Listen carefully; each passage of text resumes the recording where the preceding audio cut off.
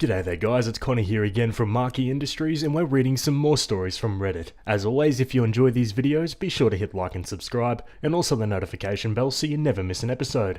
Alrighty, let's get right into it. Alrighty folks, kicking things off on True Off My Chest. This one was written by a throwaway account, and it's titled, My mother-in-law decided to gossip with my daughter about my marriage, blowing a giant hole in my life. My wife cheated on me nearly 10 years ago. I won't get into the specifics as they're unimportant, but due to the fact that I saw blame on both of our parts, I forgave her and we moved past it. My daughter is 16 years old, and she only just found out from my mother-in-law, who seems to have decided she was old enough to hear the family gossip and that she would be mature enough not to confront her. Initially, my wife thought I had told her and came into my office where I had been to ask me what the hell I was thinking and if I was trying to destroy their relationship.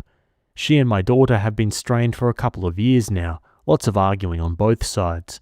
She refused to believe that I hadn't said anything at first until my daughter entered the room and joined in on the screaming that I was too weak and her own mother had sold her out. The fighting went on a long time, and honestly I may as well not have been there for all the good I did. I tried to step between them when I was concerned, but that only ended with some ringing in my ear, haha. Eventually my wife left to cool off, and my daughter and I could talk. She wasn't happy with me either, and didn't hesitate to tell me so, but she wasn't screaming or throwing crap anymore, so I just let her get it out. She asked me why I stayed, and I was honest, that I was no perfect husband, and I decided not to end my marriage, break up our home, and destroy her childhood for something that I held blame in as well.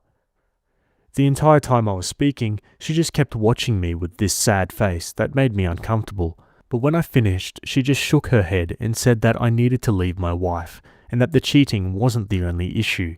She started bringing up every insignificant flaw my wife has. She brought up my wife getting angry at me because I'd put too much creamer in her coffee, for example, just trivial crap. I told her as much, but she just kept shaking her head. It ended up turning into an argument where she insisted I was some sort of victim and making some kind of getaway plan. I kept trying to talk her down, but that was going nowhere. I first tried my wife, but found my call went straight to voicemail, so I called my mother-in-law to inform her of the situation, but my wife had already made it there and planned to stay overnight to calm down because she didn't want to see either of our faces. It's been a few days now and I still haven't seen her or heard from her, but her mother informs me she's okay, just very emotional, so I'm also scared for my wife. She has had mental health struggles before, and if she's going through that again, I should be there to help. Edit, to the people who have commented or private messaged me to say I shouldn't care, my wife almost died the last time she had an episode, and I don't think even my daughter, as angry as she is right now, wants her mum dead. My daughter told me she hopes her mother never came back. I'm just feeling defeated and tired. I've done everything I can to keep this family floating, and somehow I'm still failing. It's beginning to feel like I always do, at everything, and always will fail at everything as long as I live. Oh man, this is really messy. I mean, yeah, the daughter has reasons to be angry, obviously, but also she's probably just that little bit too young to understand the intricacies and complications surrounding something like this, and everyone's outlooks on cheating aren't exactly the same. It's not always as easy as just breaking up with someone when they cheat on you, especially when there's children and stuff like that involved. It's clear the daughter doesn't have a good relationship with her mother in the first place, and that's probably a more pressing issue other than this cheating incident that happened 10 years ago. Let's go to the comments. Okay, a few thoughts here. 1. Mother-in-law is completely in the wrong. It's no one's business to fill daughter in on family gossip that includes her parents. 2. I'm sure some of this is normal teenage rebellion crap. However, your wife got angry about too much creamer in the coffee? You say trivial stuff, but how often does wife get overly sensitive about trivial crap? There is a point where it becomes you managing wife's emotional outbursts instead of wife working on her own issues. Does daughter have a point at all? Opie replies, I 120% agree. I'm slightly in shock that my wife is mad at me and our daughter, but somehow not too angry to stay in the house of the person who told her. I don't know, that part has been messing me up a lot, I think. My daughter has definitely been going through some teenage rebellion stuff, which I haven't minded because it's introduced me to a lot of new music when she's mad, but my wife has had some issues with it because she's scared when my daughter gets older, she'll regret all the crazy hair or odd clothes.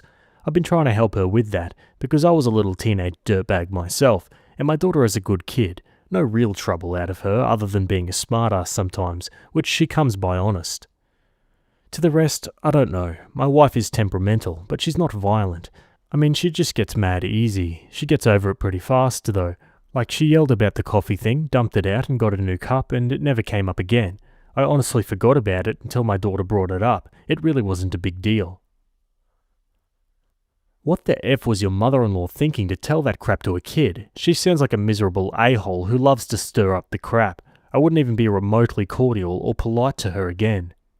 Opie replies, from what she said, for some reason she was idiotic enough to think my daughter would keep it to herself, which honestly I'm glad she didn't because I know how secrets like that can eat at a kid, and that it was harmless gossip because it was so long ago and I stayed.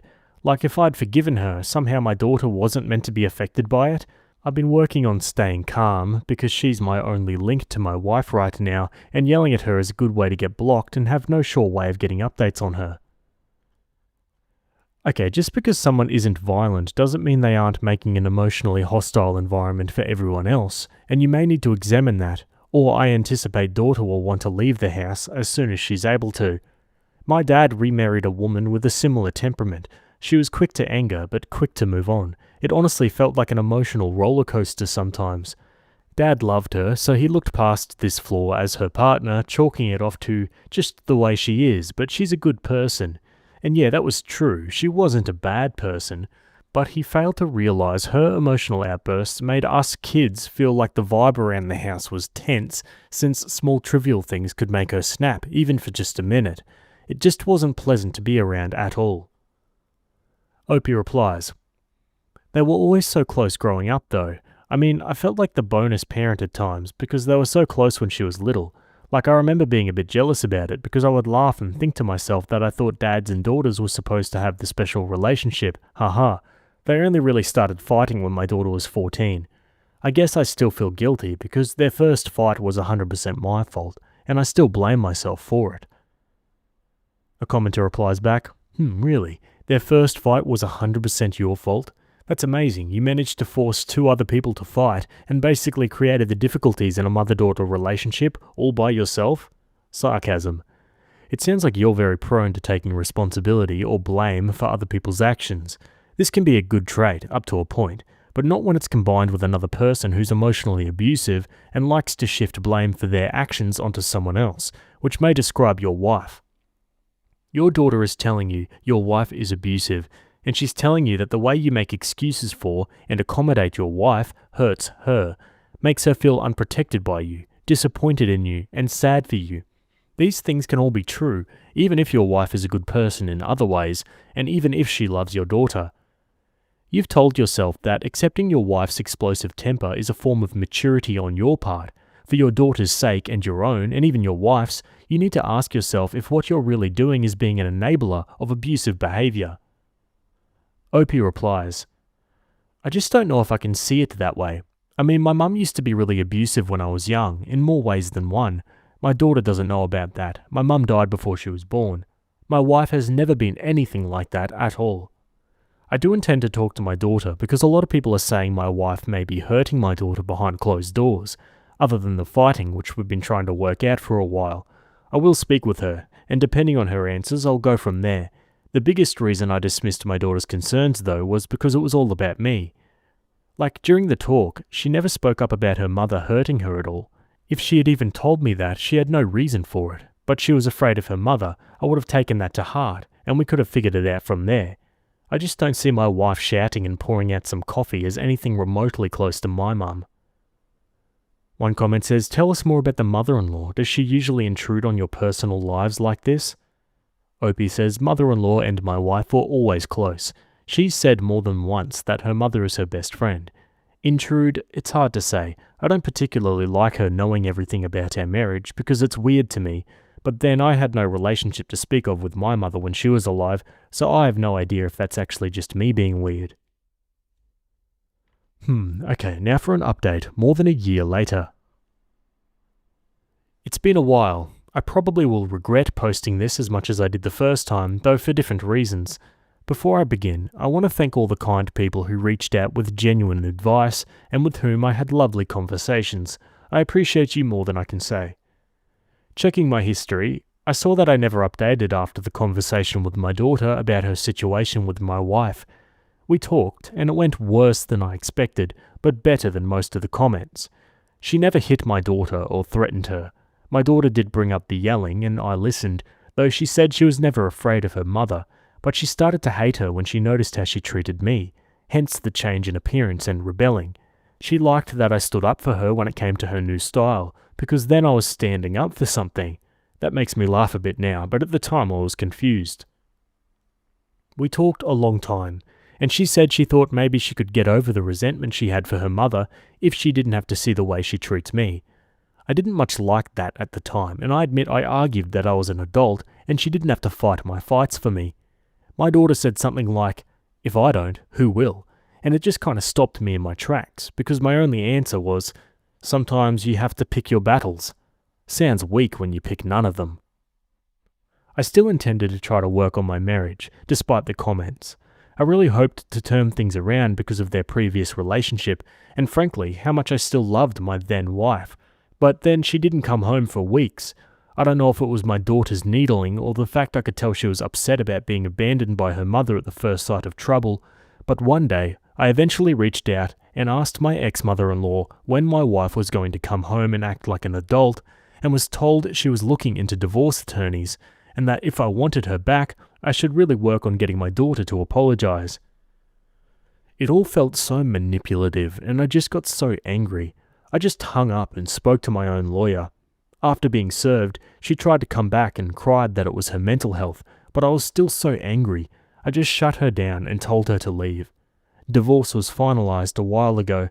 My daughter stays with me most of the time since her mother moved out of state afterwards, and she wants to go to college in the area when the time comes, but visits mother-in-law and speaks to her mother on the phone sometimes. As much as I hate to admit it, their relationship is improving since the divorce. I don't hate my ex-wife. Even if many, including my daughter, categorize her as abusive, she's the first woman I ever really clicked with in that way. And though I don't love her anymore, probably the last. I don't mind it so much. I have a full life without her around, and a quieter one as well. But anyway, thank you all again for listening, and I'm bracing for "I told you so's." I don't blame you. You did. One comment says, "It does seem obvious that you were being a doormat if your own child viewed herself as needing to be your saviour from her mother. Then learning the betrayal made how she felt 10 times more valid. I believe your ex-mother-in-law wanted this outcome and felt similar to your daughter. Hopefully you're doing better for yourself and listening to your daughter more instead of being defensive, lol. Good luck with everything." Opie says, "My ex-mother-in-law may have, but with the crap storm she was constantly starting during the divorce, I doubt it. I think she just wanted to gossip and start drama. Predictable for her. From what I hear from my daughter, I don't ask, but she tells anyway. Mother-in-law is broken up about my ex leaving the state."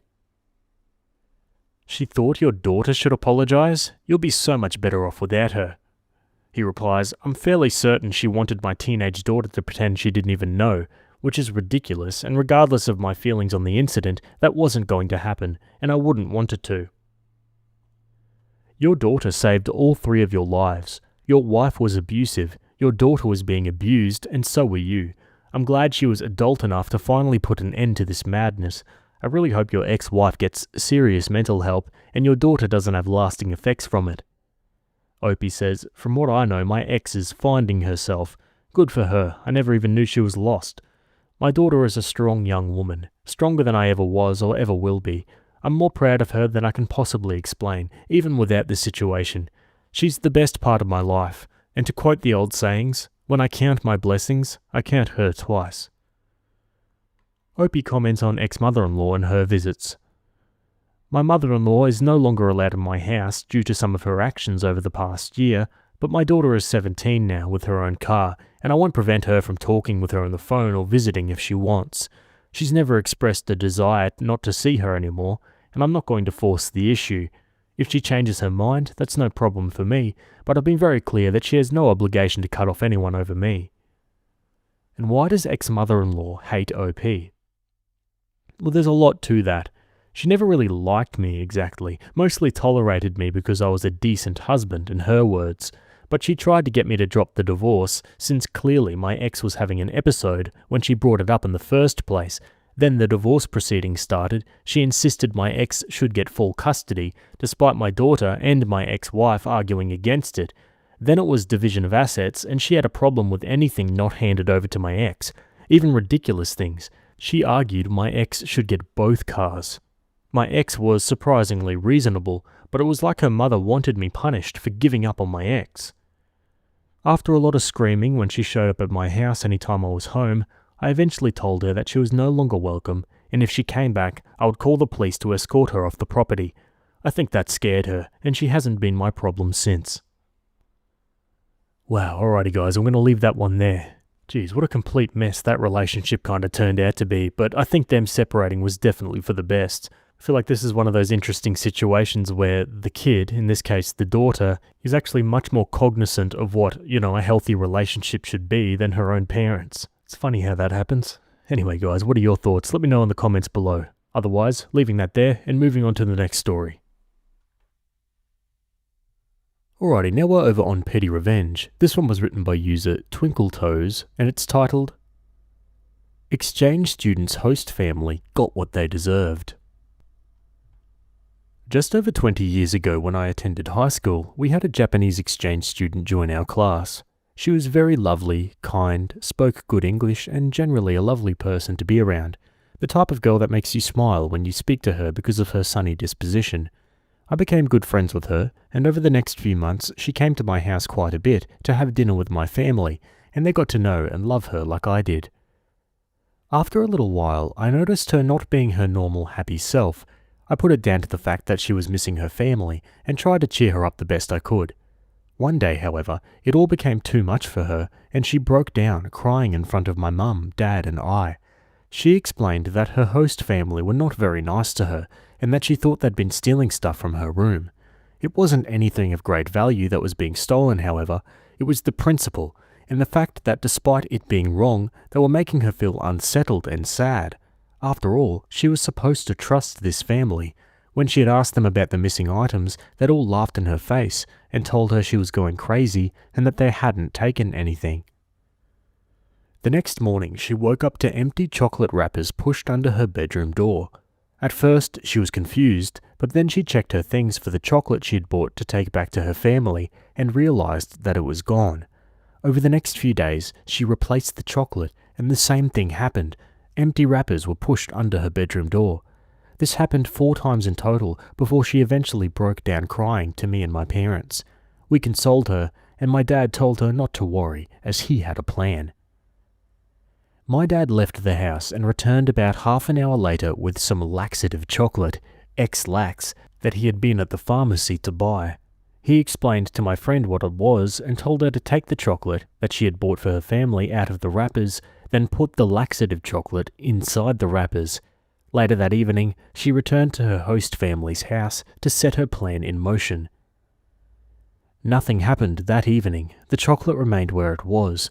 The same for the second night. After 3 nights, my friend woke up to see empty chocolate wrappers pushed under her bedroom door. Sure enough, someone had stolen them, but the question remained, who? This question was quickly answered when my friend saw the youngest teenage daughter of the host family rush into the bathroom, and after a while come out to tell her mum that she didn't feel very well and had a tummy ache. My friend was pleased to see that the girl was in and out of the bathroom time and time again, and laughed to herself each time she saw her rushing there. She didn't expect the girl to suspect it was anything to do with the chocolate, but the amusement of seeing her punished for her crimes was enough for her. The girl didn't stop having trouble with her bowels for over 24 hours. Ha, serves them right, honestly. Why would you invite a exchange student to your home and then make them feel terrible? And that goes for the whole family. It's such an awful thing to do.